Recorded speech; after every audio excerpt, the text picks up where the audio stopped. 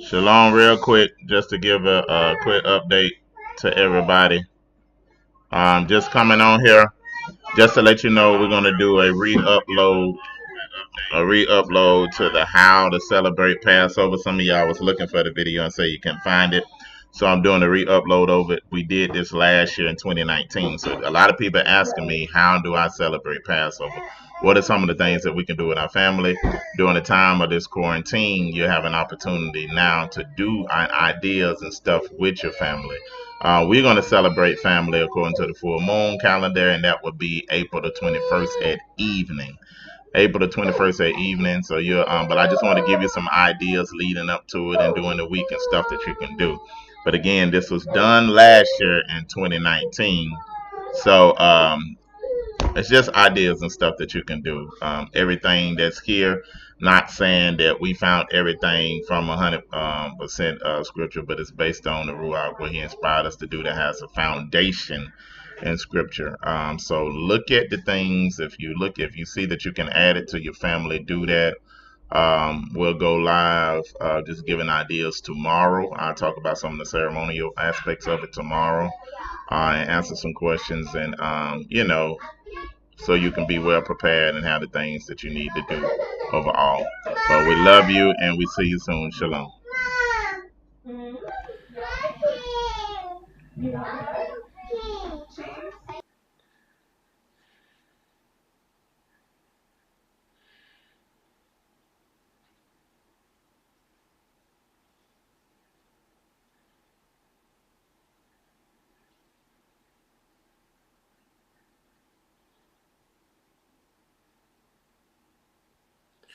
All right, if you can, anybody that's on, if you can see and hear me, let me know you can see and hear me, because I'm going to run through this teaching real quick. Okay, all right, let's let me.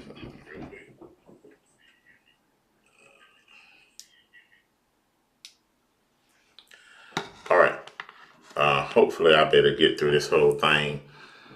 Um,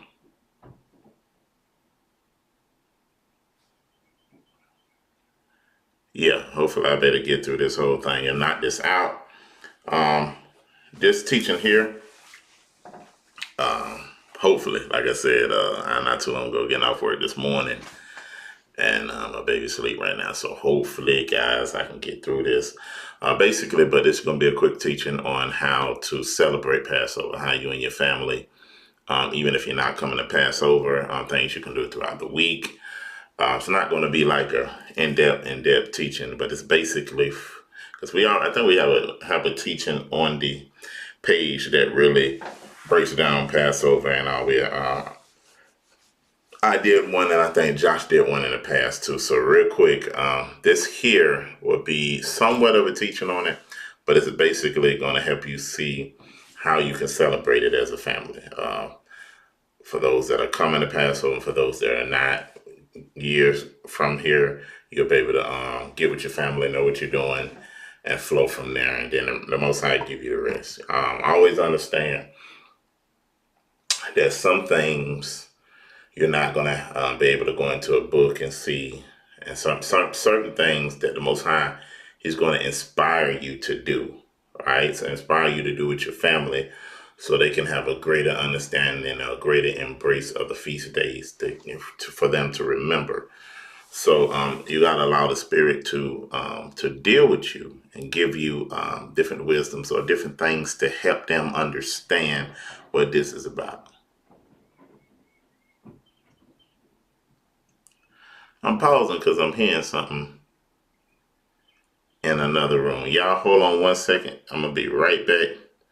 Let me try to play some music or play something so I can go see what in the world that I'm hearing. Give me 1 second.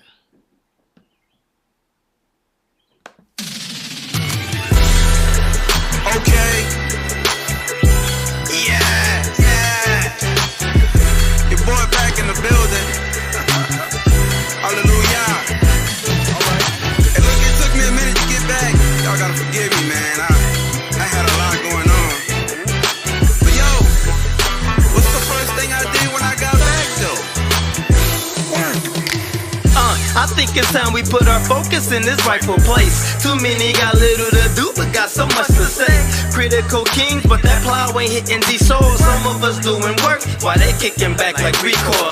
But it's okay, we them anchors, baby, we hold it down. We got that light similar to a motive now. Yeah, over everything, you can check the motive now. Money used to drive me, but yeah, who would be the motive now?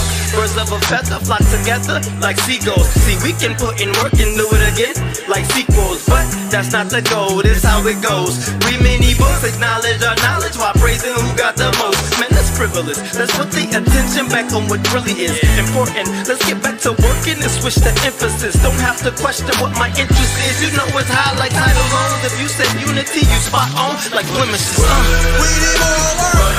We need more work. All that talk is stopping us from getting in the dirt. We need more work and more work. Planting seasons and need for the rebirth. We need more work and more work. Them labor pains turning gains all through the earth. The harvest right for the picking if you till the earth. We need more work. We gon' get that work. Let this be a proper word. I bring good tidings. Let this song be the David conquering Goliath. It's not me, the Holy Spirit be the co-pilot. I mean that with every bone, spit, nerve, and fiber. It took hard work just to reach the point. To do the mirror checking quick with the finger point. The book that opened up my cranium, I surrender. Cutting up the false doctrine, spiritual blender. To invoke this kind of thinking, just remove the plug. Inside a dead man walking till you take the plunge. This life be having us on edge, we don't move or budge. Check what you spend the time on, ain't no refunds, ain't no reruns. The NSB gun, one life is one shot, hit a big gun. Not that orange and white puller for the duck hunt. No gun bigger. All right, y'all. I'm back, man. If you can see it, hear me again. If you can see it, hear me, let me know that you can see it, hear me, that everything is good. Let me know before I move forward. Some craziness just happened, so just y'all can see and hear me. Okay. I'm sorry, man. I felt like I was hearing something on my roof, man, like it was somebody walking on my roof. And I was like, ain't nobody supposed to be up there. Man, I go outside, some doggone big old birds, man, like buzzards. It must be something dead back in the woods, bro. Buzzards, man, just creeping and walking around on my roof, man, sounding like grown men up there. So I had to get something, throw it up there. I wanted to get my guns, but I don't want to go to jail. But them juggles is up on top of a roof, just walking around, man. It's crazy. But anyway, let me go on out this out. Also, again, so this is basically going to be a teaching on celebrating Passover, things that you can do, things that you and your family can do. Again, all of this that I got in here, I'm not saying this necessarily where you can go in history and find that they did that. Or I tried to stay in the scriptures, but some things that the Most High inspired me to do with my family, where it can help my babies understand it. It can help them embrace it more. Some things that the Most High just inspired me to do. So I'm going to give y'all some of those things. Listen, if you don't agree with it, again, he inspired me to do this. You ain't got to do all these things. But the other things, we're going to make sure we stay in line with the scriptures. But you'll see what we're talking about. Yeah, man, I should have been blasting them birds, but I can't get my guns and get shooting in the neighborhood, man. And end up being in jail. So let's knock this out. I'm going to move fast, y'all, because I'm trying to get this in before my little daughter wake up. Okay. Practical wisdom on how to celebrate Passover with your family. Again, practical wisdom on how to celebrate Passover with your family. Let's keep moving. The Passover, you can go to Exodus chapter 12 and it give you a full understanding. So let's look at it. Exodus chapter 12, verse 1. And Yah spoke unto Moshe and Aaron in the land of Mizraim, saying, this month shall be to you the beginning of the months and it shall be the first month of the year to you. So this is showing you, and if any of y'all had an opportunity to see the video that I did on how we calculate the feasts and the moons, and how that Egypt was on a solar, it was on a solar calendar, one that basically go off the sun, but he pushed down, brought them out of there and said this is going to be the beginning of the month, so put them on a lunar calendar. So what happens at the beginning of the months? What is he trying to show them? Let's see. So we understand that our beginning of the month does not start in the dead of winter. We understand that. That is something that is established here, but it doesn't make any sense to start it off in the dead of winter. But the Most High, you can look and always notice that when the Most High does anything, you ought to be able to look in the nature or in the system that he already created and be able to see that it verifies this. So you can look in nature and see that during the springtime, everything is rebirthing again, coming back together again. The grass is growing back with the leaves is growing back on the trees. The birds migrating back. That might be why them doggone buzzers up there. But all those type of things, everything comes anew, afresh, letting you know the earth is shifting into another beginning, a restoration, a rebirthing, something coming back to new. So all of creation verifies when it's time for the new year to come in. See, so let's look at this. What are some of the things that we can do? Yah starts with the birth of new things, the spring, the rebirthing or restoration of all things. Explains what this means. So this is a time that you want to take time to explain what it is to your children so they can go outside and see the rebirthing and the renewing of all things, knowing that this is going to be our new year, and that help them understand the significance of a new start. And let them begin to see the mercy of Yah. So this is an opportunity when the year is changing. Even though the beginning of the year already came, you can still get with your children and help them understand how important this time of year is, and how important that the Most High said, he said, my mercies are new every morning. So we always have another year to reset and restart. Because if you notice the Most High, with the feast days, all the feast days give you self-evaluation. So you can really begin to, because Passover is a time you begin to look in your heart. You begin to get the leaven out of your heart, the inconsistencies out of your heart. You begin to consider your ways that you did the prior year.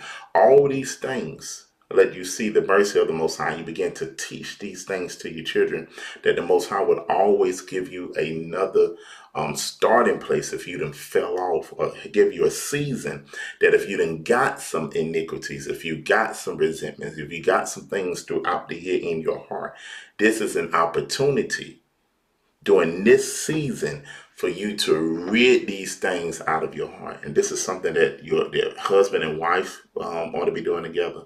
The families ought to be doing together. And also that you're actually experiencing nature with your children. Well, because we so quick to just be moving and working that we don't give our children an opportunity to experience the creation of the Most High. Because the Most High hid some of himself in his creation. You see what I'm saying? So they won't be drawn to no evolution or drawn to no Darwin's theory or things of that nature. You give them an opportunity to experience the birds showing that the year's beginning, the blooming of everything starting, the ground is being ready to be tilled again, the soil coming back. So all these type of things are things that you can do with your family to let them experience this new time and this new year. All right, let's keep going. All right, so let's look at Exodus chapter 12, starting at verse 5. And it reads, your lamb shall be without blemish, a male of the first year. You should take it out from the sheep or from the goats, and you should keep it until the 14th day of the same month. Of the whole assembly of the congregation of Israel shall kill it in the evening, speaking of the lamb. And they shall take the blood and strike it on the two sides of the post, on the upper doorpost of the houses wherein they shall eat. Verse 13, and the blood should be with you as a token upon your house where ye are.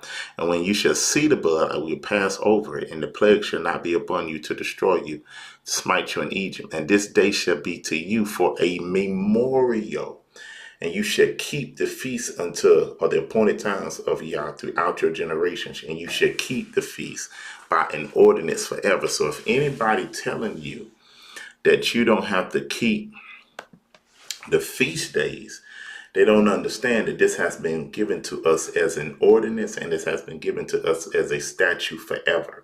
This is something that we're supposed to make a memorial on. What this is it's just like it's called like a dress rehearsal. It's things that we are consistently doing until the real thing happens, right? So there's just like you have a wedding rehearsal before the actual wedding, where you're rehearsing the things, you're going throughout the things until the actual wedding day happens and the wedding day is consummated. You don't do away with the wedding day because the fullness of the shadow of the day came. No, you make it a memorial, and this is why you sell a husband and wife. They celebrate their union every year as a memorial to the first time they made the covenant. The same way we ought to do with the Most High with these feast days. All right, let's keep going. Trying to move fast, y'all. All right.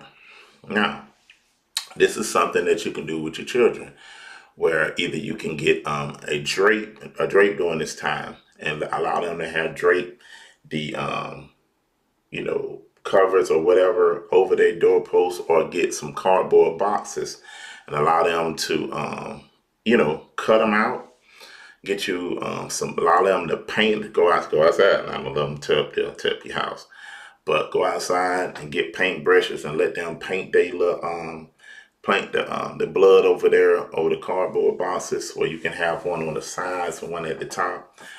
So every day during this week, they can go, into the house, and they'll consistently remember the story as you're speaking on it. And it's something to get them excited on the way that they can design theirs, and they can have their name or have something on there, just something that you can get you and your children involved with them and getting excited about this time and things that they can do together. Let's keep going. All right, so let's watch this. Let's watch what it says. Exodus 12, let's look at the eating. Your lamb shall be without blemish in the middle of the first year. You shall take it out from the sheep or from the goats, and you shall keep it up until the 14th day of the same month. And the whole assembly of the congregation of Israel shall kill it in the evening. Now, I want to deal with these things, but this not that teaching, because we did one on this before. So I'm going to try my best not to go in depth and make this long. Let me just stay focused. Verse 7. And they shall take the blood and strike it on the two sides of the post and on the upper doorposts of the houses, wherein they shall eat it. And they shall eat the flesh in that night, and roast it with fire, with unleavened bread, and with bitter herbs shall they eat it. Eat it not raw, nor salted along with the water, but roast it with fire, his head and his legs, with prudence thereof, and shall let nothing to remain until the morning. That which remaineth until the morning shall be burned with fire. Watch this, verse 11.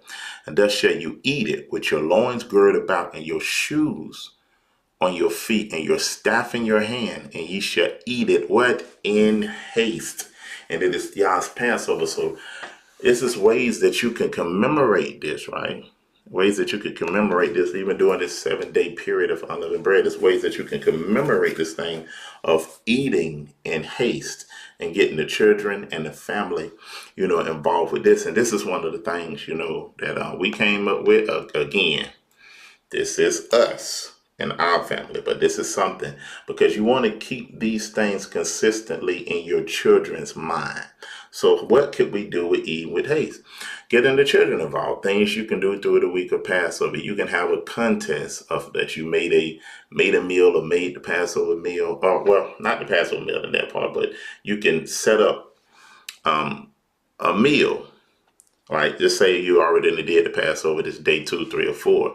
And you can set up a time period during that time. You can set up a time period during that time. After you already didn't observe the Passover, ate the meal, commemorate and all that type of stuff. Like later on in the week, you can have your children do a contest of just like it was, have them dress up as the Israelites, have make them some little staffs, and do a contest with them of who can eat their food the fastest, letting them know you got to eat it in haste. We got to go, and whoever wins has the opportunity to have the mantle and to be able to, lead the other children in something that they wanted them to do, or they get to starve that week, or they get some at the end of the week, something like that. So you can get your children excited about the things of Passover, the whole 7 day celebration, eating with haste. So you do things to help, and all what is this going to do? Even though this is going to help your children understand the story by giving them things to do, giving them things to get excited about. And it's also building memories, that the things that they can do consistently, possibly through rituals, in a sense of what you've been doing throughout the years that you and your family does, that they'll be embrace it, but then they'll be able to understand the story even better and get the why they had to do the things and be able to explain it, and get revelation from it, because this is something like, this is what we used to do when we was younger. It's almost just like how a lot of West African tribes waking up to who they are is stuff that they've been practicing for years that they didn't know was in the scripture. And then when they went back and found out who they was and then go back to their tradition, they say, man, we've been doing this for the longest, but now they know what they're doing and got the why of what they're doing. Now the revelation is on a whole nother level. So I hope that makes sense.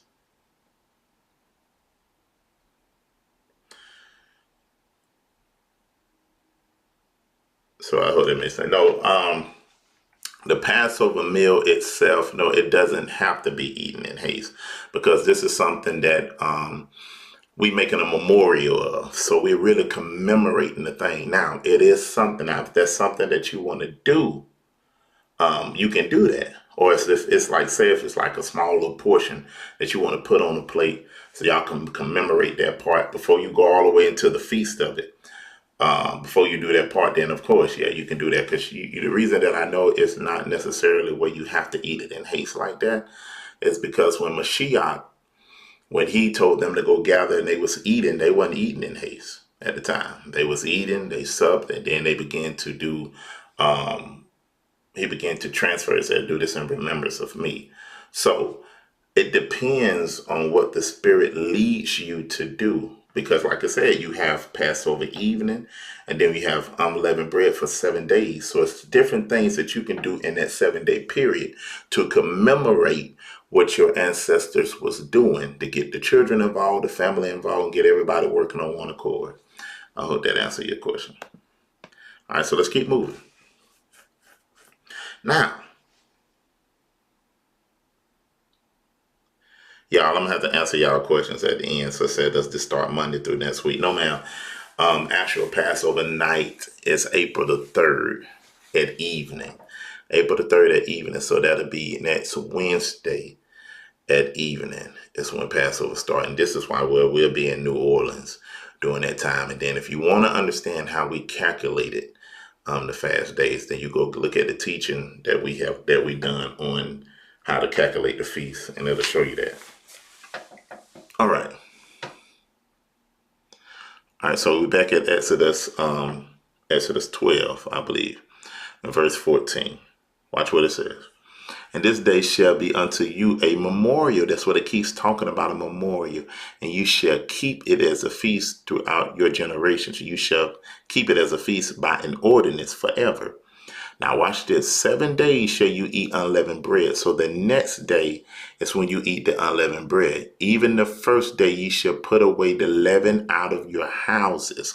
So what is that speaking of? This is, family, let me keep reading. Even the first day you shall put all the leaven out of your houses, for whosoever eateth leavened bread on the first day until the 7th day, their soul shall be cut off from Israel. Now this is where the idea with our culture of spring cleaning came from, because we had to clean our spiritual house and we had to rid our natural houses of the leaven that was in there.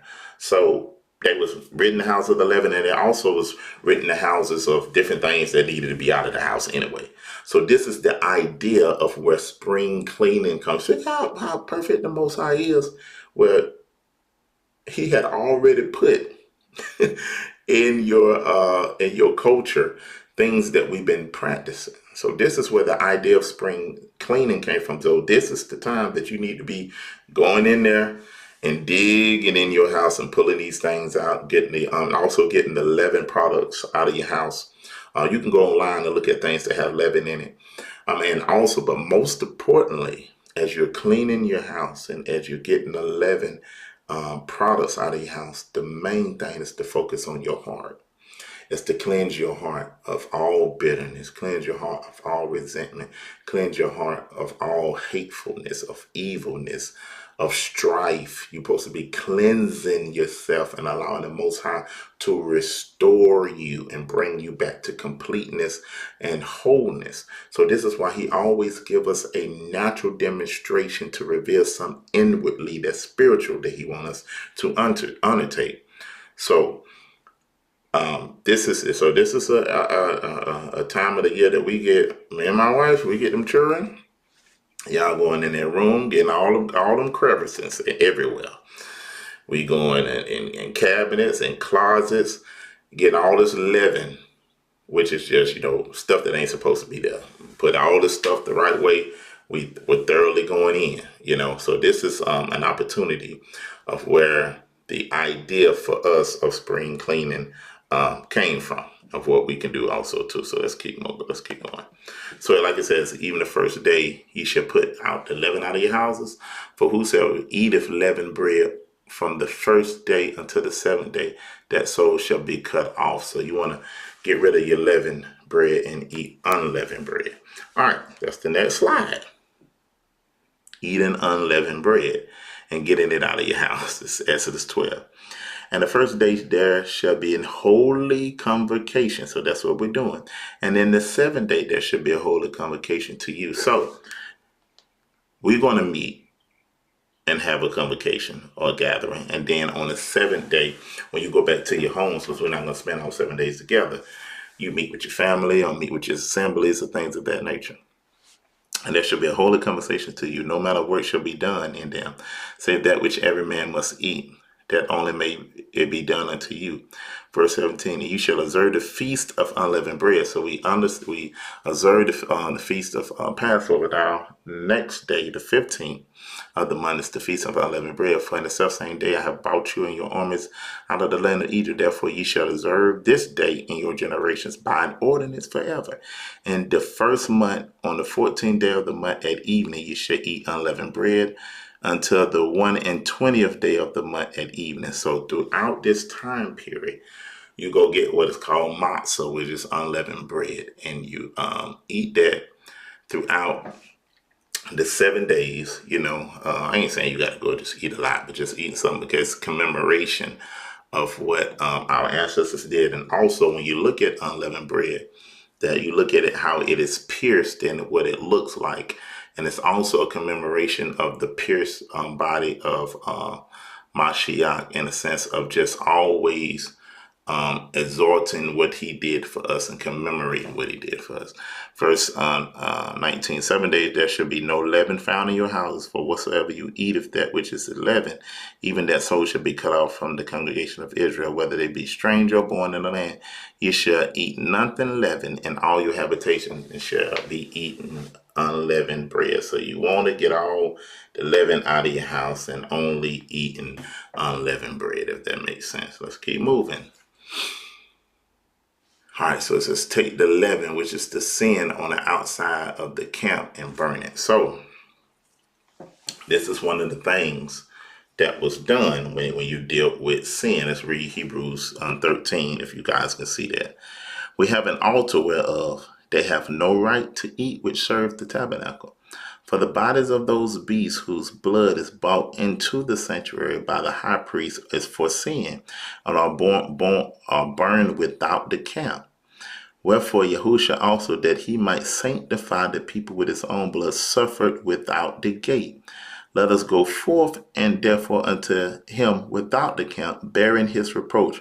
For here have we no continuing city. All right, so this showing you what that they would take the animals, they would sacrifice them, the sin offerings, and take the bodies without the camp and burn it. The same thing in Exodus 29, verse 13. And thou shalt take all the fat covered the inward parts and the cow that is above the liver and the two kidneys and the fat that is abundant and burn them upon the altar. But the flesh and the bullock and the skin, his dung, thou shalt burn with fire without the camp. It is a sin offering. So when you're getting the leaven out of your house, it's supposed to represent sin. So the leaven and also, the things that you clean up. Now, all right, let me go to the next slide so you can see what I'm talking about. Let me come back. All right, so during this time, you're getting all the leaven out of your house and all these things done, and it's supposed to be taken outside of the camp and burned.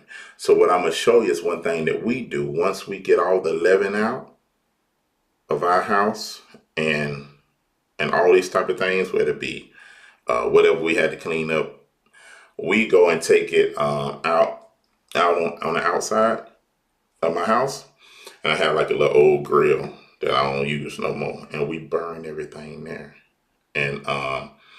And me and my children and family, a lot of times during that time, we'll set up like a little bonfire where we'll be out there. I'll be discussing the story of the Exodus. We might have some food and stuff like that out there that we have out there amongst us as representing the sin that we're taking from us and burning it in the fire, that it will no more have control over our life. So we're teaching this to our children, that purification of fire, we eradicate sin, because the Most High is what? A consuming fire. So these are some of the things and traditions that we set up with our family. Let's keep moving. 1 Corinthians 5, and I'm going to get to what I was talking about. 1 Corinthians 5, purge the leaven out of your heart. Your glory is not good. Know ye not that a little leaven leaveneth the whole lump? Purge therefore the old leaven, that ye may be a new lump, as you are unleavened. For even Mashiach is our Passover, is sacrifice for us. Therefore let us keep the feast. Let us keep the feast. Let us keep the feast. Not with what? The old leaven, neither with leaven of malice, of wickedness, but that unleavened bread of sincerity and truth. So this is what we're supposed to be keeping the feast with. And wickedness and things of that nature is and malice is things we're supposed to be taken out of our heart. So what am I saying? You can't be in the Most High and doing his feast days, I'm sorry, y'all, and doing his feast days and got malice in your heart. You got malice with somebody in your heart. Got contention with somebody in your heart. Because this is a time for self-evaluation where you're supposed to be ridding these things out of your heart. And we're taking the sin outside of the camp and burning it.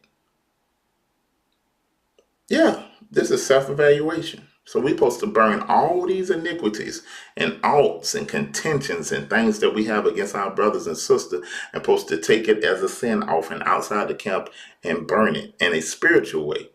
So this is what we was even doing in a natural way. And like I said, ways to get your children involved. This is the ways that you can get your children and your family involved, where after we have taken all the leaven out of the house.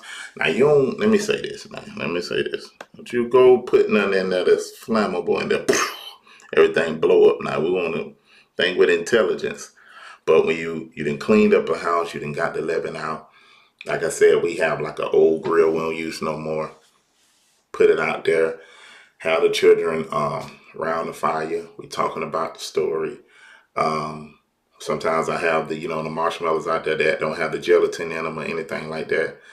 Or some type of meat that I'm having out there or something like that. And just making it a thing where they'll remember, right? That then they understand the concept of taking the leaven or the sin and burning it on the altar, or burning it in fire.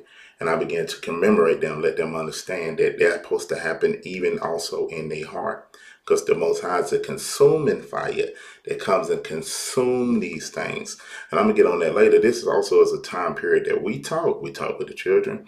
Me and my wife talk. We make sure that we don't have things that we have been holding. If we have been holding it, this is a time where we really release it so we both can be free overall. So this is what I'm saying. Things that we can do to get the family excited, get our children involved, and we still stand in line with the scriptures. All right, let me keep going. I think little mom's gonna wake up in a minute. So again, you can speak on the story. We be out here during that time where we sing songs of Zion. You know, I sing different songs. Like my children love the song. All kind of songs, and the little song. Like Joshua fought the battle of Jericho. Go down, Moses, way down to Egypt and tell old Pharaoh to let my people go. We're saying out there. We're saying it out there. When Peter went to Egypt land, let my people go. We sang those songs around the fire, just having a good time, right? Building memories, but also spiritually putting something into them where they can remember and where the Most High can work with. All right? Oh, okay, we already dealt with that. All right, so I want to make sure I ain't skipping. I feel like I'm skipping things. Okay, so now we done got to the point of Matthew 26 where Yahushua says, do this in remembrance of me. Now let's go to Matthew 26, verse 17.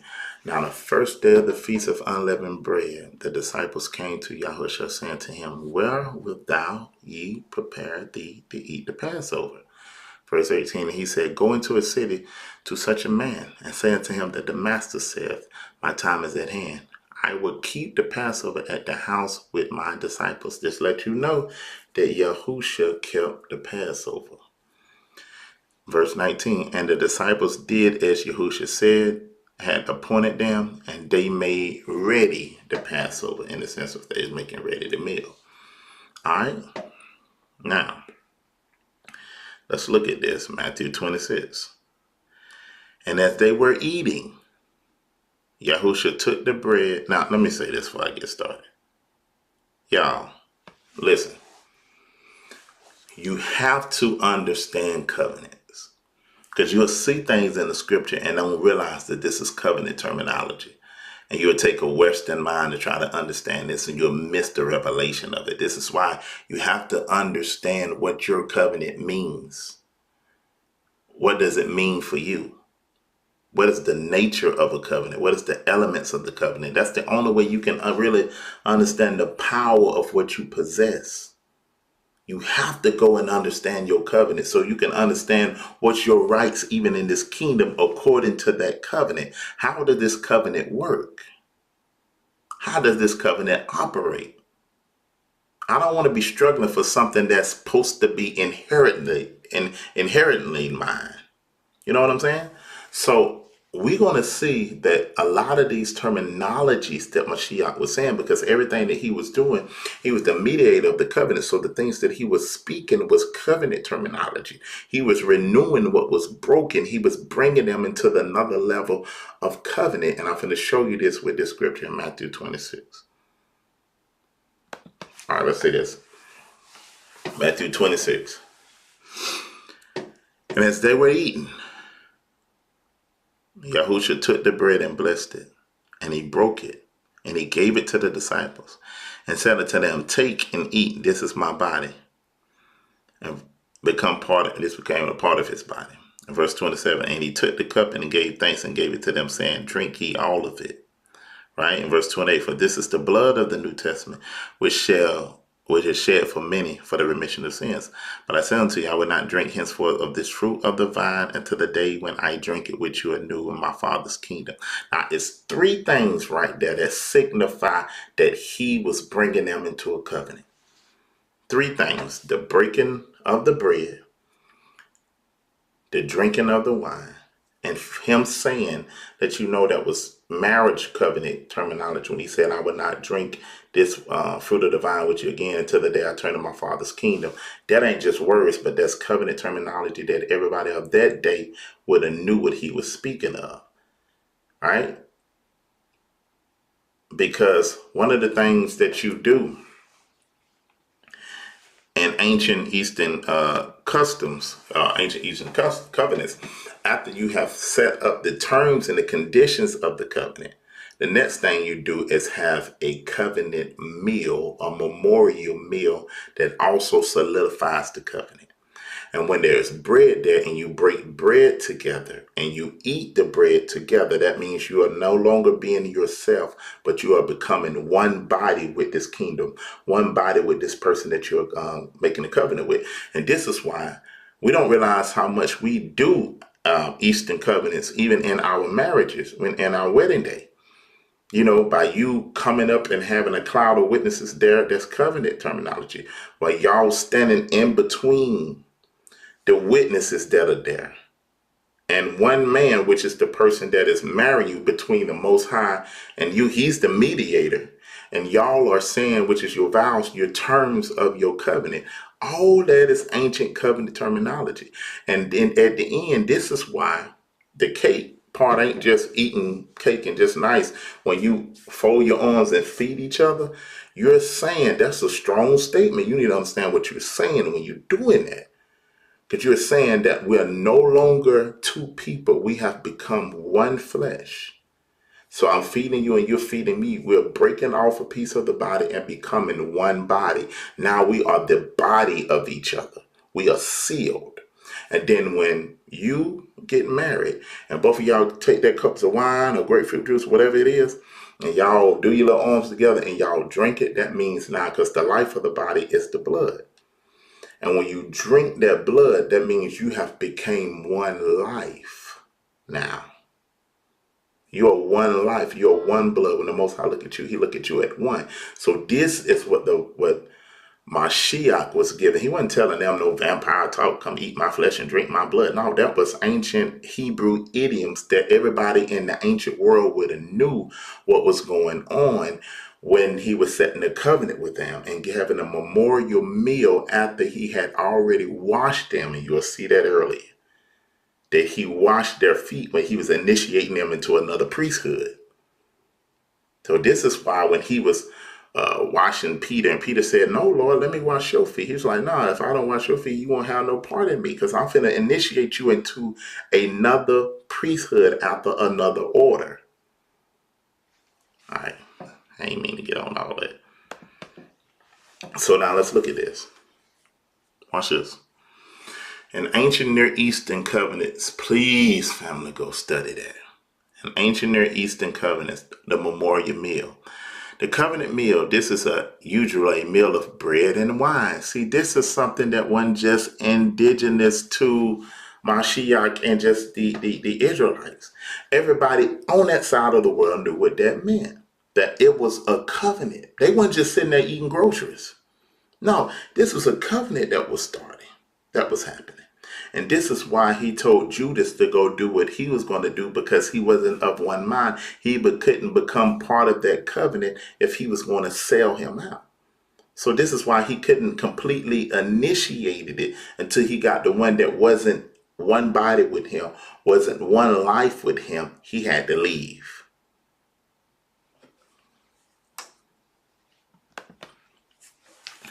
Each fed the other, signifying that all that I am is coming into you. So a lot of times we will have two kingdoms coming together, and a greater kingdom would say to the lesser kingdom that all that I am and all that I have is coming into you. We're becoming one. The remnant of this is in the marriage ceremony, which the cake represents the body. The cake represents the body, and the two and the blood represents the life. Just what we said. This is why we are now called the body of Christ, of Mashiach, because we became one with his body. And this is why he said that if any man try to save his life, he shall lose it. Because he didn't take on their blood. But if any man would what lose his life for what? Watch how he said it. For my sake shall gain life. So that was covenant terminology. This is why he said you can't think independent of yourself once you then came into this covenant. Once I done renewed you back, now we are one body. You my extension now. You don't think for yourself. You don't act for yourself. You don't speak like how you want to speak. You don't have an attitude when you want to have an attitude. You don't build up resentment against nobody because that's not in my body. He said, forgive those. If you don't forgive, then I won't forgive you for your debts. So how you going to be a part of my body and holding resentment and unforgiveness to somebody? And you say you my body and we became one life. We ain't doing this as no ritual thing. You say you in covenant with me, you would get in trouble. So if you're part of my body, then we can't operate like that. We have to be of one mind and one heart and one spirit. I'm not talking about who did something against you. I'm talking about me and you now, because I'm in covenant with you. This is a serious thing. Passover is very serious. All right, so let's keep going. Now, we see this carried out in Matthew 26. And it says that as they was eating, Yahushua took the bread and he blessed it and he broke it and he gave it to the disciples. And he said, take this. This is my body. You are becoming part of me. Verse 27, he took the cup and gave them thanks and said, give it. And he gave it to them and said, drink it. Drink you all of it. This is the blood that symbolizes the two lives that are becoming one. And this is why he was able to make statements after this. And he was setting the rules of this renewed covenant. Watch what he said. He said, if any man loves mother, father, sister, brother more than me, it's not worthy of me. And he said, if you don't hate your mother, your father, your sister, your brother, then you're not worthy of me. But we say, and this is where we get the terminology of blood. Is blood is thicker than water, or blood is more than water, something like that. But because what it was saying is, when you say water represents the womb that all of us came out of, right? And all of us came out of our, first was in our father, but all of us came out of the womb of our mother. So all of us was in water first. One household, like my brother and sister, they was in water first. We was all in my mother's womb, right? Until her water broke and we came out, right? But blood goes deeper than water coming out of the same womb. When I'm in blood covenant with somebody, that means it goes deeper than even my natural brother and sister. Now these people that I'm in the truth with, now you are connected to me by blood now, which is blood covenant. So this is why Mashiach was saying, I'm renewing you back to the Father in this covenant. He said, when it comes to the covenant, the blood covenant, can't nobody come above the covenant. He said, when it comes to the covenant, it's almost as if you hate your mother, your father, your sister, brother, if they're trying to turn you away. Now, I'm not saying have a natural hate and a nasty tone, but he was saying that's how serious and how close-knit this blood binds you together. It binds Israel together. And this is why we receive the consequences of the covenant, of the breaking of the covenant, even though we weren't the direct descendants of the ones that broke it. But we received the consequences because blood binded us together to receive the consequences of our ancestors' sins. You see what I'm saying? I hope that made sense. So his statements make a whole lot more sense now when you understand the ground rules of what he was laying out. He said, this is how serious this is. And then this is how serious this Passover is, because I want you to make this and memorial of me, what renewing you back to your place, to have a place and seated in the kingdom, to have rulership. All right, man, let's keep going. Baby little man woke up in a minute. Now watch this. Let's read Matthew 26 and 29. See, that's what I'm saying. This is covenant terminology, y'all. We have to, when we see this in the scripture, we can't be just reading over this stuff, man. Matthew 26 and 29. But I say unto you, I will not drink this forth of the fruit of this vine until the day when I drink it new with you in the kingdom, and my Father's kingdom. Now, we looked at that and we were just thinking, okay, well, he ain't going to drink no more until we get into the kingdom. Must going to be some good, good wine when we get in there. We really weren't looking at that. But this is what in the nation of Israel, this is what a groom would say to his wife, to his bride. Let me tell you why. Because a groom, the father and the husband, right? I mean, the father and the son would come to the bride, a young lady's family door that they plan on possibly marrying, right? And they would go to the door, and it was set up at the end that they would go to the door and knock. And if she would answer the door, then that means that she was ready to get the engagement process started. But if they knocked on the door and she didn't answer, then that means that she rejected him as to be her, her future husband. So this is why it says in Revelations, I think 20:3, that said, I stand at the door and what knock, who? Me and my Father. And if any man would open the door, he said, what? Me and what? My Father would come into them and do what? Sup. Because what? You're telling me that you are ready to start the betrothal and engagement process. And this is why we're called not just the body of Mashiach, but also the bride. All right. So the father and the son, that they would get in, they would talk to the bride's family. They would lay rules down. They were talking about the history of each other's, how they're going to get this started. And one of the things that they would do is, I don't want to go into all of this because I got to get on into this teaching, not this out. I'm sorry. But one of the things that they would, I say this, I give you two things. And some of this you should already know. One of the things that they would do is they would both have a glass of wine, and they would drink it as a consecration unto each other, for each other.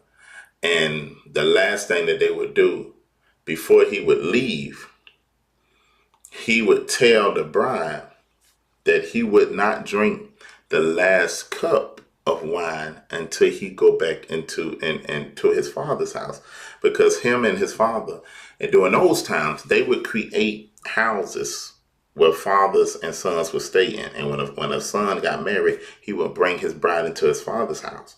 And this is why the groom would tell the bride, I got to do what? Go and prepare a place for you, but I will return. And this is why Mashiach would tell us, he said, I have to go. It's expedient that I leave, that I got to go and find a place, because in what? My father's house, there's what? Many mansions.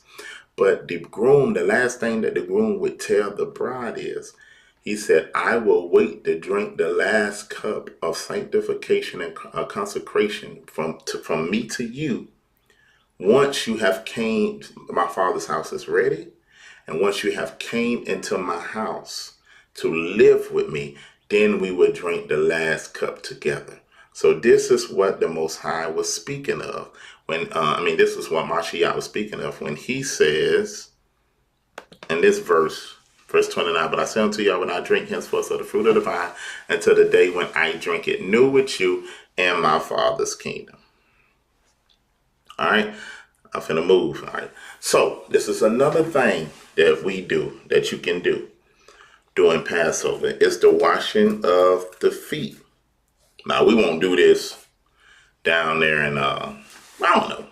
Well, we don't plan to do this down there in, because we got too many people coming down there in New Orleans. But let's look at it. Washing of the feet. I think this is John, I want to say 13. John 13, starting at verse 1. Now before, again, John 13, starting at verse 1. Verse 1. Now before the feast of Passover, when Yahushua knew that his hour was come, that he should depart out of this world unto the Father, having loved his own which were in the world, he loved them unto the end. And supper being ended, the devil having now put into Judas Iscariot Simon to betray him. Yahushua, knowing the Father had given him all things into his hands, and that he was to come from God, he went to God, and he rose up from supper. He laid aside his garments, and then he took a towel and girded himself. And after he poured water into a basin, he began to wash the disciples' feet, and to wipe them with the towel which he had was girded. All right, let's keep reading. Verse 12. So after he had washed their feet, he had taken his garments and was set down again and said unto him, Do you know what I have done to you? Verse 13. Say, Ye call me master, and ye say, Well, for so I am. And verse 14, I am then your master, have washed your feet. Ye also should wash one another's feet. For I have given you an example that ye should do as I have done to you. Verily, verily, I say unto you, the servant is not greater than his master, neither is he sent greater than them that sent him. So this is a time period, right, that we make a memorial unto what he did during Passover. Now, when you go into our teachings, you'll see that he was actually initiating them into a priesthood. But this is something that I, as the father does, right? I, as a father does, or want to implement, where I believe that the fathers, since we are the head, and it says the greatest shall serve, that we should get on our knees and wash our family feet. You bring their feet out, you wash the children, and you wash the wife's feet as the father, as the head, as a memorial to what Christ did. And then you have the children do each other, because sometimes the children think, I ain't finna wash my brother's feet. I ain't gonna wash my sister's feet. You just let them do it. You let them do it and understand, the significance about it. So this is all things that you can do, that you can have your family doing during the Passover week. You ain't doing everything on that night, but you have 7 days that you're commemorating, and you're making a memorial where you're having the children and the family understand. And then from this, you can teach them the importance of serving each other, being there for each other, because one of the most humble things that you can do in Israel was wash another brother's feet when they came into your house, because it was a sandy place, dusty place, and, having a bowl. Usually the servants will wash master's feet, but Yahushua was showing them that the servant shall, the greatest among you shall serve. So this is why. This is always opportunities during this week where you can teach your children how to serve each other, how to work better as a family unit. Even in the assemblies that you go into, having the men wash the other men's feet and the women washing the other women's feet, and you're doing it as a family. Now, I wouldn't get into letting the men wash the women's feet and the women wash the men's feet, especially if everybody ain't married. How's the tongue he can get all in that. But what I'm saying is, let the men wash the men's feet, and the women wash the women's feet, so we can serve each other, as in leaders of the assemblies or things of that nature. So there's all these things that we're trying to give you extra things that you can do as a memorial to commemorate what the Most High did during our ancestors' time, and also the time that Mashiach had. I hope this made sense. Okay. Trying to get through it. I hope I'm helping y'all. I hope I'm helping you.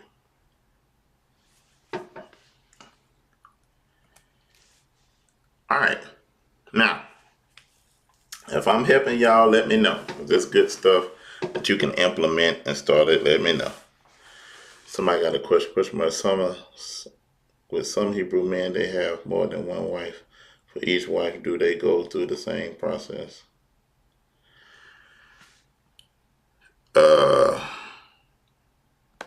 I don't know, because I don't really deal with multiple wives at all. So I don't really know how they would do with that. I don't know. They just got to float that boat, however they going to do. That has multiple wives. But I don't, we don't deal with that way. So, We ain't got that kind of, issue with to do that. But as the men should wash the family feet overall and teach the family about serving each other. All right, let's keep going. All right, so now this is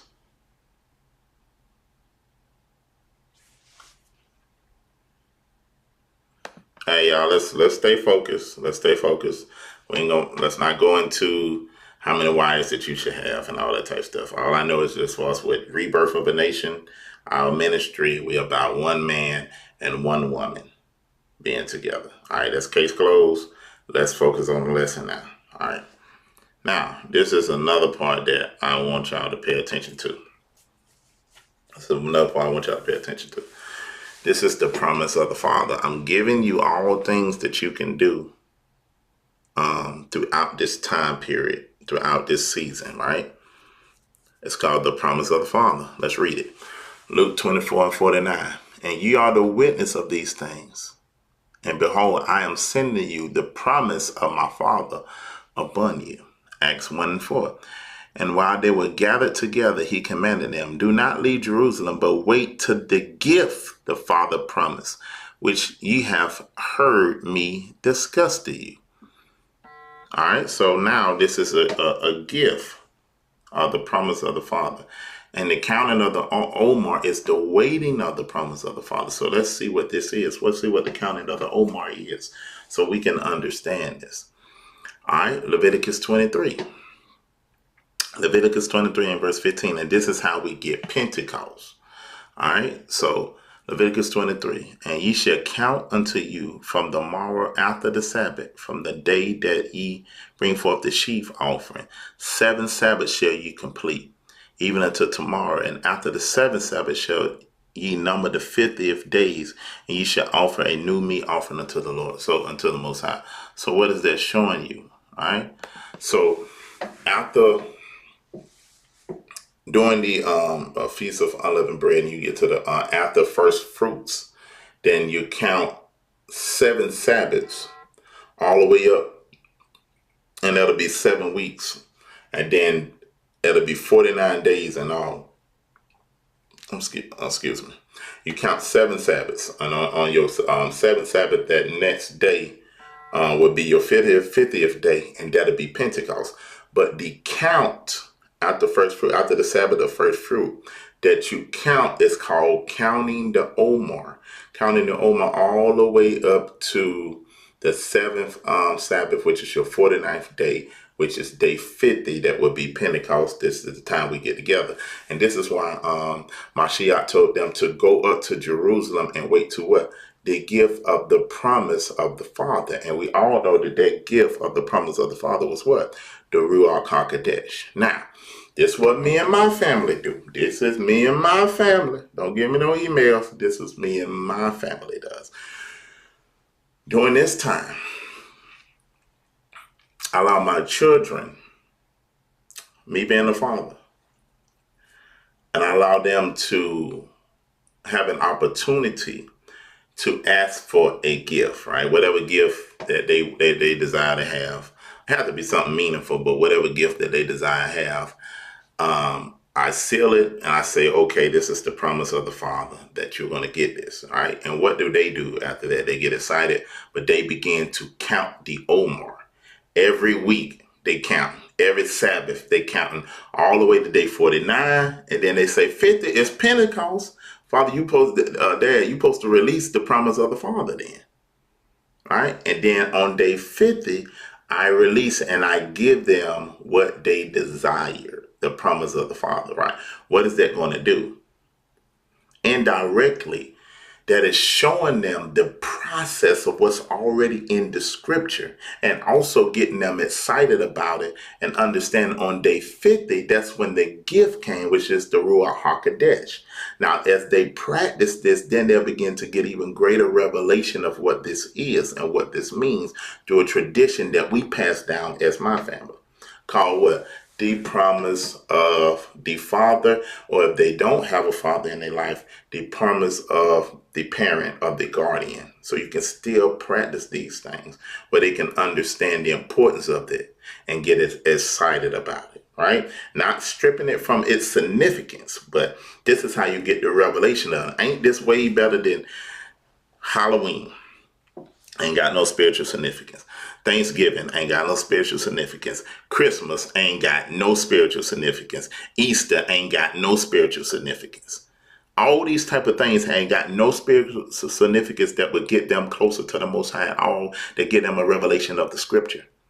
But we got it within our culture that can get them excited about things that would give them a spiritual revelation, things being revealed to them later, that they can embrace the feast days to a greater level. Because saying this is what my father did, so this is what we're passing down. Because this is going to be forever in what my genealogy, my generation, what the promise of the Father, so we can keep in our spirit how to count the Omer and what it means from Passover to unleavened bread to first fruits to the 7 Sabbaths to Pentecost, when first the Torah was given to us as a gift, and then the Ruach HaKodesh was given to us as a gift. That it'll be what written on their heart.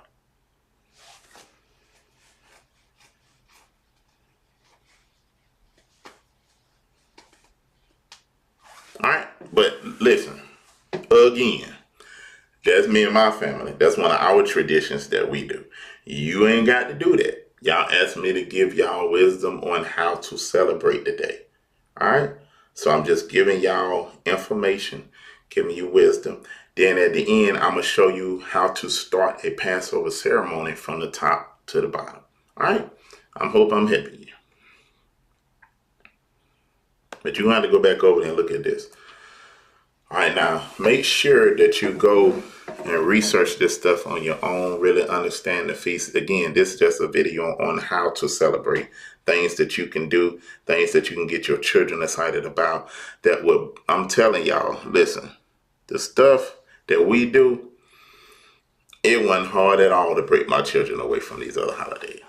I start implementing these things and I start letting my study. Well, I always grew up, my parents, by the time I came as a child, they was always following, they ain't celebrating no holidays. They was doing clean eating. They was always under the Sabbath and all those type of things. So I grew up like that. But as far as my children, now they got such a conviction against those other holidays because they know the spiritual significance of these feast days. They really go to these, the school they go to, man, they be shaking up the party, especially my son, but he be tearing them up. He tell them about it. When they was trying to tell him, this is the new year, what's your new year resolution? He was telling them, this ain't no new year. The new year start during the month of Obed, during the springtime. That's when stuff is new. I mean, he was getting on. The teacher don't know what to do with him. All they can do is go and research what he says.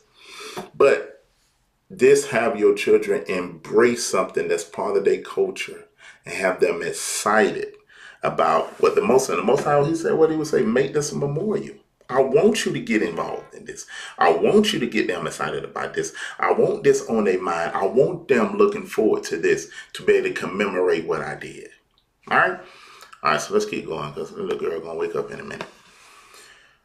All right, so for those that don't know, the 14th of the month at evening is the Passover. The next day is the Feast of Unleavened Bread. You celebrate unleavened bread for 7 days. That's the cleansing of sins out of your life, according to Exodus 12:7, 13:7, and getting the leaven out of your house. This is where the spring cleaning before Passover and all that came from. The 18th of that, the day 18 is the honoring of the first fruits. This is something that you can really look into when Yahushua, when he arose, be able to study that part. And then you count 50 days to Pentecost, which is Leviticus 23:15-17. Deuteronomy 16:16 says 3 times a year shall all men come before the Most High. This Passover, the Shabbat, and the Feast of Tabernacles. All right, so let's keep moving, y'all, because we got to go. I got to go. Oh, I'm almost at the end. Oh, praise y'all. Ceremony of Passover that night. Now, this is for, those that can't come to Passover. if it's ever a year that you won't be able to make it, right? Um, Something that you can implement and just do. Anybody can do it. Anybody can do it. So I'm going to show you now how to start. Like, just say if you got everybody coming to your house, right? Or if you're at the house with your family and it's Passover and you don't know what to do. You don't know how to start. I'm finna show you how you start from beginning to the end.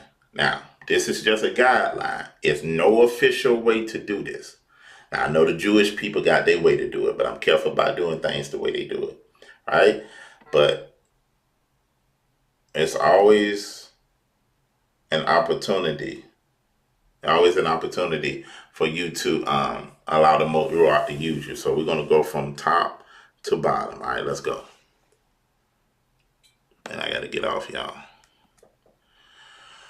All right, opening night. You got everybody that came over, and they coming over. So the first thing you open with is you can go around the room, or you as the presenter or the person that's hosting it, and you can begin speaking on the importance of feast days and the importance of Passover season to our culture, to you and your family. So this is something that you begin to talk to your family with, the people that's over there, and the importance of this season, why we need to keep the feast days. What's the importance of Passover, the importance of unleavened bread, why is it important to our culture. You teach this to your children. You can kind of open up like that. All right. Then the next thing you can do is go to the scriptures. You go to Exodus chapter 6. I think that's starting at verse 6. And with this, Exodus 6 and 6, this give you an opportunity to break down what the Most High did for us, right? He got the whole thing of what he did in the beginning, also what he going to do in the second Exodus, right? So you bring these scriptures out, Exodus 6 and 6, and this show you what the Most High original purpose for delivering our ancestors. Wherefore, say unto you, the children of Israel, I am Yahuwah, and I will bring you out from the burdens of Mizraim. All right, so that's number one. He wanted to bring us out from burdens. He said, I want to rid you out of your bondage. He want to bring us from burdens. He wants to rid us out of bondage. So you can talk about that and have discussions about that. He said, then I want to redeem you with a stretched out arm and with great judgments. I want to redeem my people. I want to buy my people back out of their bondage. Verse 7, and I will take to me for a people, and I will be your Elohim, and you shall know that I am Yahuwah, your Elohim, which bringeth you out of the burdens of the Egyptians. In verse 8, and the last thing he want to do with us is bring us back into our land. So this is another point of discussion when it sees that it lays out point by point what the Most High was trying to do, which is bring us out from the burdens of the Egyptians, which would be bringing us out of the burdens of the Americans now, or wherever we were scattered, bring us out of that bondage with a stretched out arm, with great judgment poured out. We can go over those scriptures and show that, right?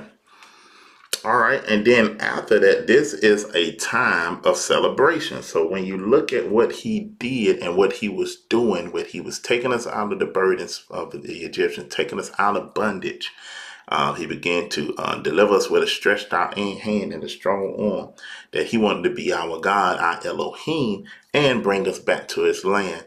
Once we understand that, then it's a time of celebrating, a time of where you sing songs, dances, if you have music there. You can do the rebirth slide, different things like that, getting the family together. Y'all sing songs, sing worship songs to the Most High, sing worship songs and adoration songs about what the Messiah did for us. This is time to celebrate, where you can do a little praise and worship, different things of that nature, however you want to do it. Sing a song or two, play something. If you don't sing, if don't nobody in your family sing, y'all can make a joyful noise. If y'all can put on a song or something like that, this is a time where you can celebrate and have a good time, right? All right, so let's see. Now, if you by yourself, all right, if you by yourself, you do the same thing. If nobody else want to commemorate it with you, you do it yourself. You start off just like I just gave you. you begin to meditate on the purpose of this season. It might be good to get you a journal and begin to write it down, how important this is and how important it is to your culture. You begin to meditate on Exodus 6 through 8. What does that mean? The understanding of that, meditate on that. And then, if you by yourself, you sing songs to the Most High, you begin to celebrate it. You worship him, you praise him, for his deliverance, for the things that he have done. And now you got to the portion where you actually go over the story with the family. Have a discussion of the story with the family. Just sit down, just talk about it. Or even if you want to, I know sometimes even if you want to watch it, if you get the kids involved and watch a movie of the story or something like that, and then begin to talk about it. With that, go through the whole story, what that means, things of that nature, with the family. Or if you by yourself, you go over the story with yourself. You might see something that you didn't see before.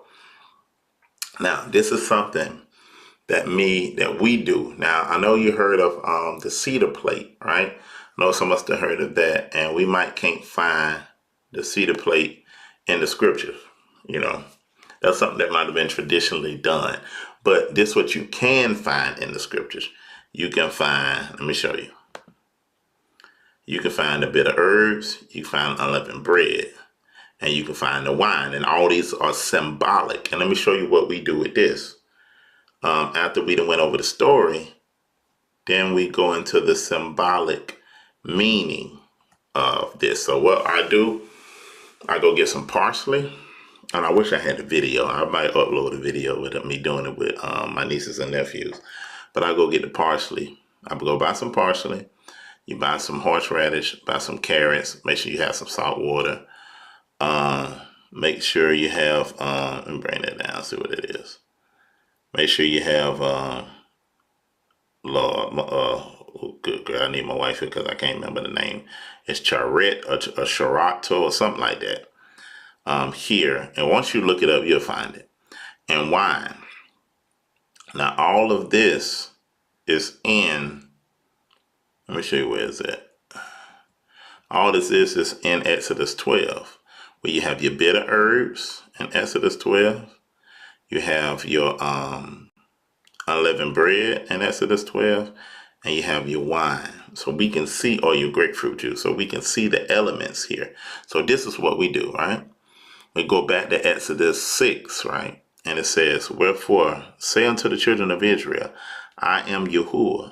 I will bring you out from under the burdens of the Egyptians. So what I do with the kids, I have all them take symbolically. I said, we're going to experience symbolically and salute symbolically what our ancestors been through.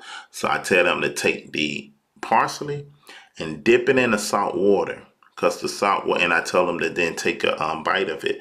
And what is this going to do? It's going to represent the tears that our ancestors shared when they was under the burdens of the Egyptians. So it's a way to symbolically connect the children. Symbolically, oh Lord, my phone is dying. Symbolically connect the children,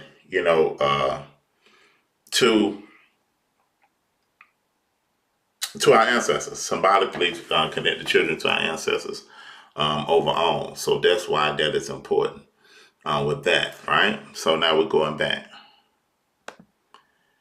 Then it says, then I will rid you out of your bondage. So I let them see how bitter the bondage was. I take a carrot and tell them to dip in the horseradish. Now, listen.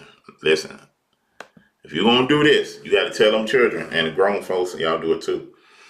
If you're going to do that, take a little bit of that horseradish. Because my son took that carrot and dipped it all the way and ate that thing, and it opened him up. He was looking crazy. But it's supposed to taste bitter, and it symbolically addresses how bitter the slavery was at that time. Right? So it's symbolically connecting them to their ancestors, what they've been through. Right? All dealing with scripture still, right?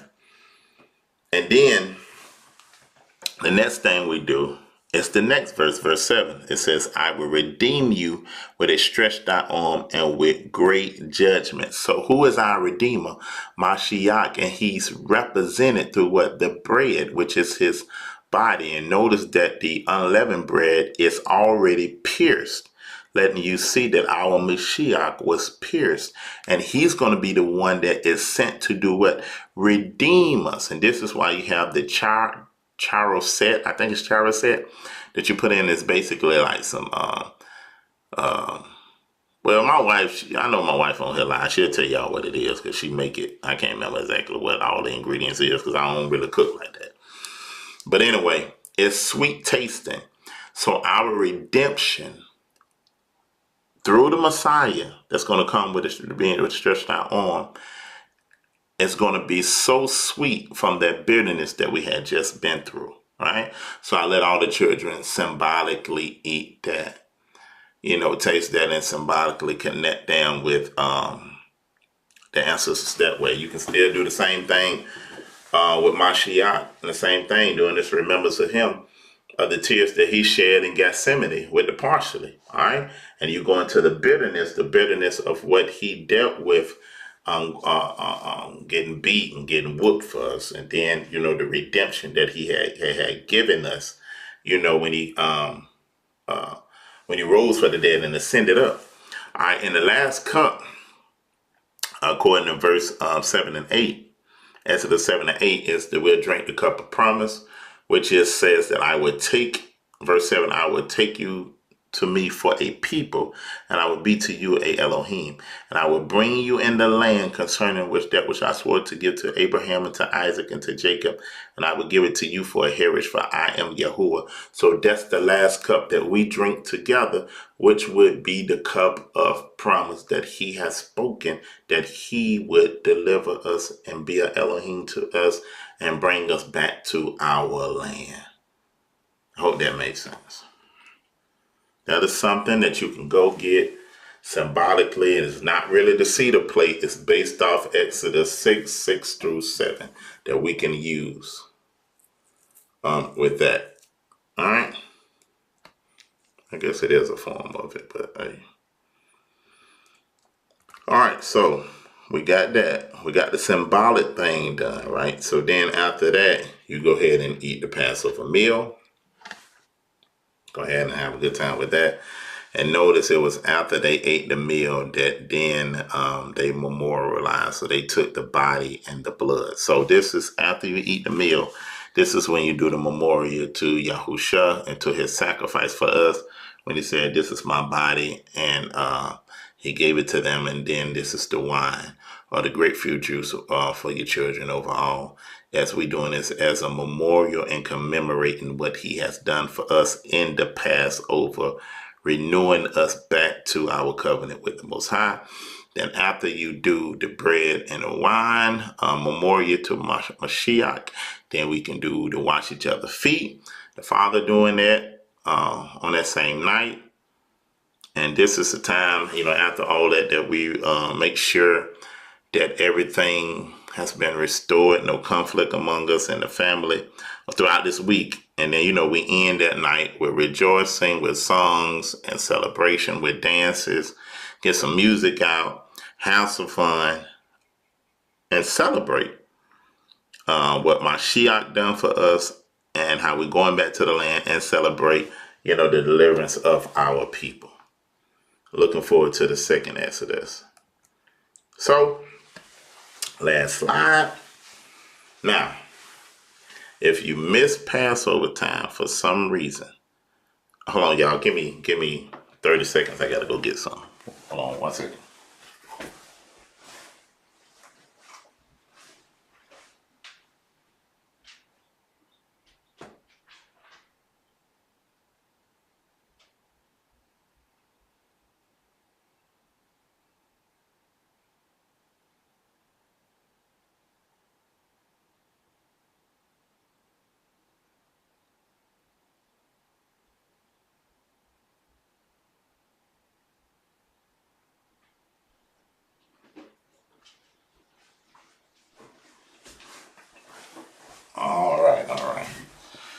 back. My phone had to die, y'all. So I want to make sure I can get to y'all questions when you get to answering. All right, gotta make sure that charge back up. So here it says, now if you miss Passover time, Numbers 9, 10 through 13, this let you know it's not necessarily got to have the date 100% right. Because we're seeing here, if you miss it, you can celebrate it the next month. No, Numbers 9, 10 through 13. But there was a certain people who had become unclean because of someone's corpse, so that they could not observe Pesach on that day.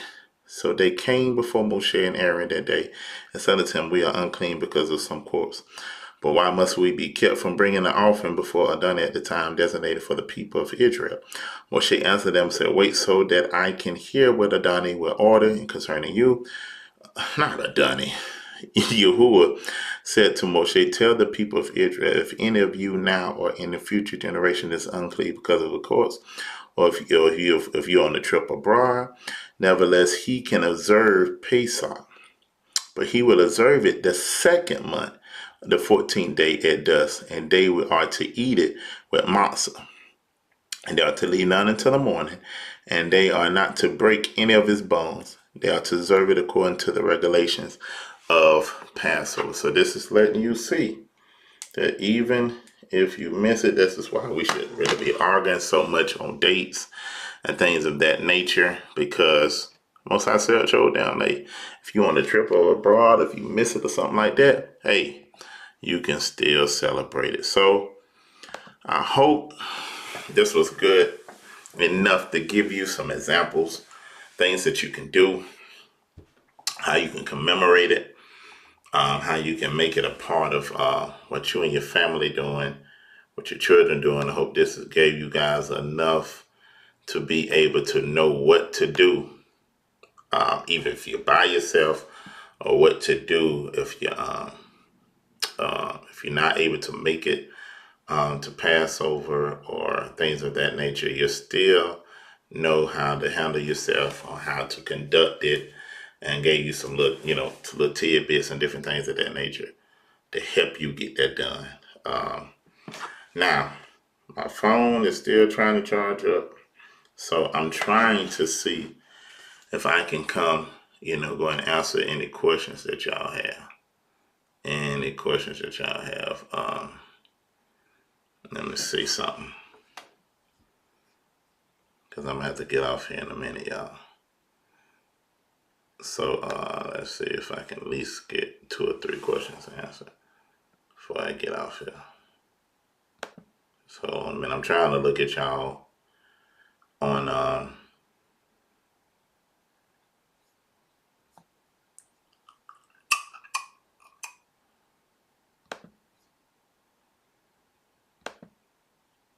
let's see here,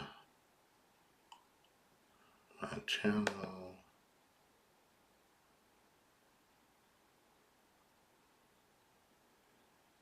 Let's see, it says that I'm live. I'm gonna try to see if I can see any of y'all questions. Wow, here my phone just happened to die. I apologize about that. It just loaded, my computer loading slow now. But again, I hope this is give you, somewhat of guidelines on how you can, celebrate it and understand it, things of that nature. So just give me about a few more minutes, and then we're going to see if I can pull y'all up and get some questions answered. Let's see what we got here.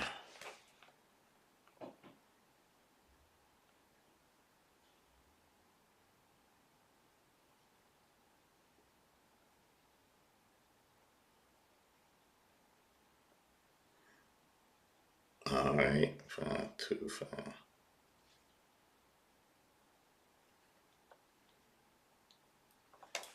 I'm gonna do this.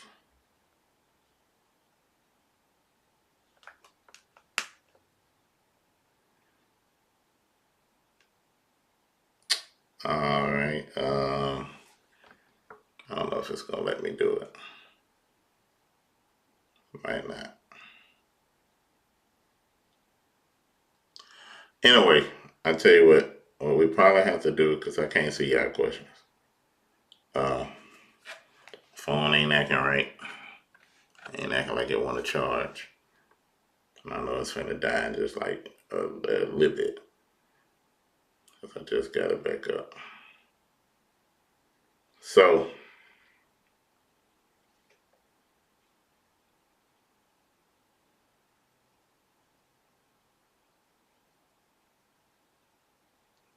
let me see one more time. My phone doing something real crazy now. All right, I tell you what. I'm just gonna say shalom.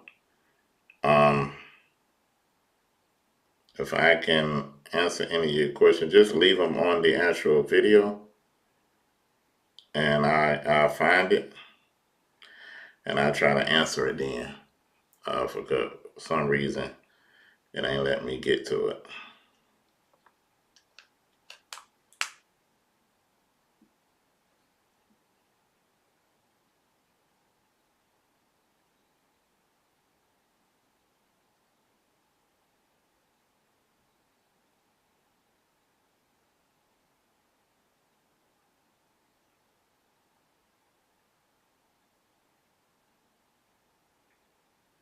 Yeah. Let me see. Yeah, I tell y'all what. Yeah, we just gonna do that because my phone doing something crazy. So anyway, love y'all. Hope this helped y'all. Again, just leave your questions or whatever you have on here, and I get to it later. Tomorrow, I'm gonna be traveling down to be with Josh and his Shabbat. So Augusta won't have Shabbat tomorrow. I usually come on at 3. After Josh, we won't have Shabbat tomorrow. Me and Josh gonna do Shabbat together. So if you want to come see us in South Carolina, come on out. Me and him gonna be teaching together. Not gonna do nothing real heavy. We're just gonna do a teaching on a important subject on what is a vision and how to get towards a vision, and we're gonna hit some current events and different things of that nature. Current events. So we're just gonna be speaking on current events and just it'll probably be not real deep, but we'll both be there, have a good time down there in Anderson, South Carolina. This will be my first time being at one of his Shabbats. He came up to me plenty of times, so we'll be going down there to be amongst them. So we love y'all. Got to get ready for Passover, so we're gonna be wide open. Y'all be praying for us. We see you soon, and shalom.